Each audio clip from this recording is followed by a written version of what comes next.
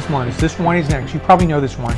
Quivira. This is Dry Creek Valley Zinfandel 2017 vintage. Stay tuned, and I'll talk about this wine.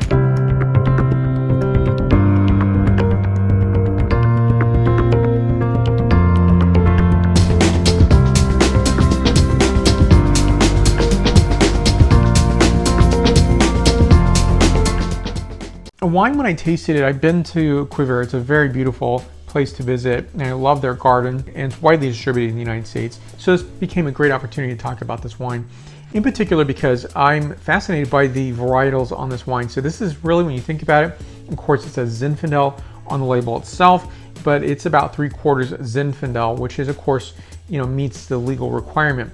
But I'm interested in that there's so much Petit Syrah on this. I'll tell you the breakdown. So here's a front label. The back label, 14.5% ABV. Now the varieties on this wine, of course, Zinfandel, it's 77%. 15% of this Petit Syrah. So I'm gonna stop there for a moment. Petit Syrah, in my opinion, will really influence color right away, but it also influences the characteristic of the wine itself, the body of the wine. Also, the palate of the wine itself is gonna be changed. And of course, the nose is going to be influenced.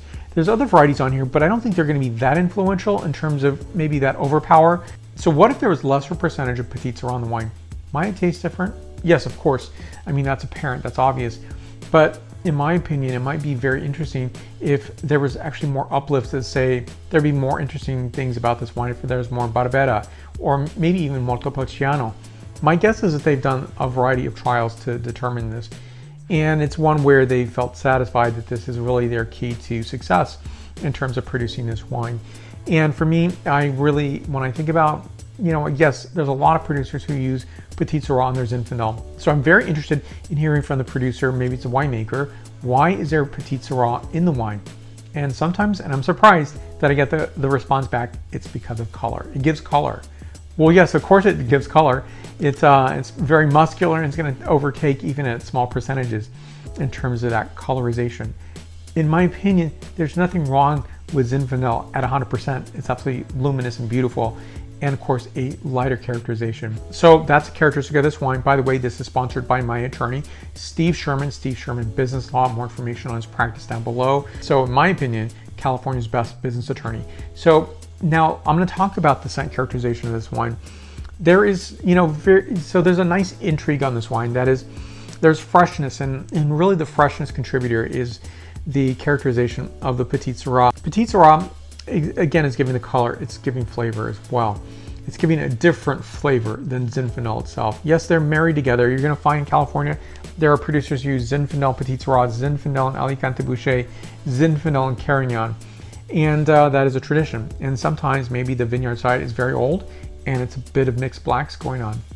So this wine is interesting. So blueberry, blue fruit notes, blackberry notes, freshly ground spices, and a bit of forest floor and suede notes as well. Next, the palate characterization. Lots of acidity, high acidity on this wine. So it's going to be, in my opinion, best served with food, but you can definitely enjoy it on its own. So nice characteristics on this are, again, the blue and blackberry notes come through, tamarind characterization, so a bit of that savory quality, white pepper and dried herbs. This one is 92 points out of 100 points. More information on the producer down below. Questions and comments you can list there. And please subscribe to this channel if you haven't done so already. And if you already have, thank you so much. Santé to you. And I will see you in the next video. In between videos, you'll find me on Facebook, Twitter, Instagram, LinkedIn, and WordPress. So you'll find me on my podcast, Apple Podcasts, Stitcher, Spotify, and iHeartRadio. Thank you for watching. I'll see you in the next video. Santé.